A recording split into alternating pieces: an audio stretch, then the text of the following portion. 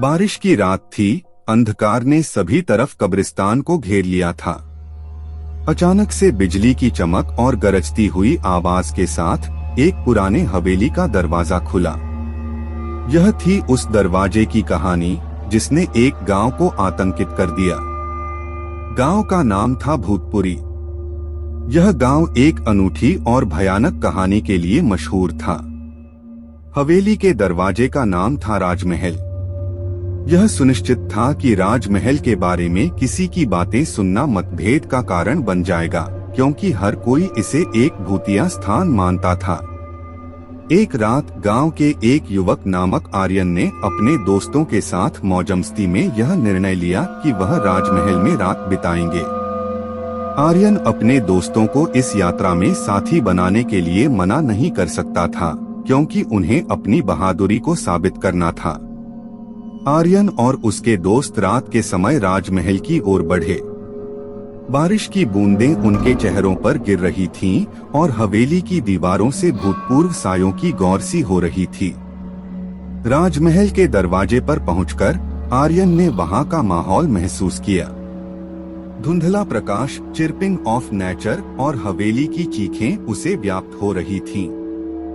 यार, यहाँ कुछ गड़बड़ है, एक दोस्त ने कहा अपनी आंखें फिराते हुए। धीरे धीरे हवेली के भीतर बढ़ते हुए उन्होंने एक पुराने कमरे की ओर मुख किया। कमरे के दरवाजे को धीरे से खोलते ही वहां से एक अजीब सी आवाज सुनाई दी। यह कैसी आवाज है? आर्यन ने चिढ़ते हुए कहा। कोई औरत का रोना सुना रहा है क्या? उनके दोस्त भी चौंक गए और कहा, हाँ, लगता है कुछ बुरा होने वाला है। कमरे के अंदर घुसते ही उन्होंने देखा कि कोई भूतिया महसूस करने वाली एक सुंदर सी औरत बैठी हुई थी। उसकी आंखों में एक अजीब सी चमक थी और उसके होंठ लाल थे। आर्यन को वह औरत कुछ अजीब सी बातें कहती हुई देख रही थी, पर उसकी आवाज उन्हें सुनाई नहीं दे रही थी। एकदम से उसने एक हंसी भरी मुस्कान बर्दाश्त करते हुए कहा, तुम्हें कैसे पता चला कि यहाँ कुछ बुरा होने वाला है? औरत ने उन्हें एक पुरानी कहानी सुनाई, जिसके तहत वह एक समय की रानी थी जो इस हवेली में रहती थी।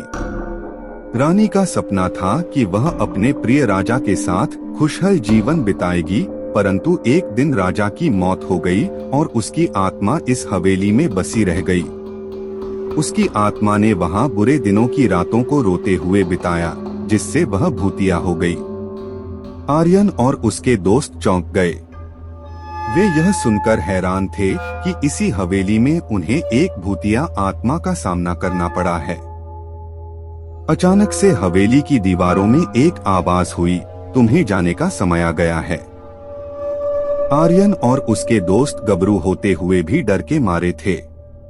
वे जल्दी से हवेली से बाहर निकलने के लिए दौड़ते हुए अपने गांव की तरफ बढ़े। गांव में पहुंचकर वे देखते हैं कि राजमहल के दरवाजे अपने आप बंद हो गए हैं। वे यह समझते हैं कि राजमहल का भूत अब उनकी ओर आ रहा है। आर्यन और उसके दोस्तों ने गांव वालों को बताया कि वे ने राजमहल में भूतिया आत्मा का सामना किया है।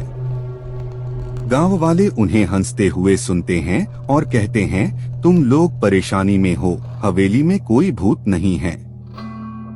आर्यन और उसके दोस्त चौंक जाते हैं। पर वह औरत? आर्यन ने पूछा। गांव वाले मुस्कुराते हुए कहते हैं, वह औरत राजमहल की पुरानी कहानी का हिस्सा है। राजा की मौत के बाद रानी ने खुद को साजगोल बना दिया था और हवेली में बंद रही थी। उसकी आत्मा अब भी वहां है, परंतु वह भले ही भूत हो, लेकिन वह किसी को नुकसान नहीं पहुंचाती। उसका दर्द और विराग में डूबे रहने का कारण है कि वह वहां है, परंतु वह शांति से रहती है।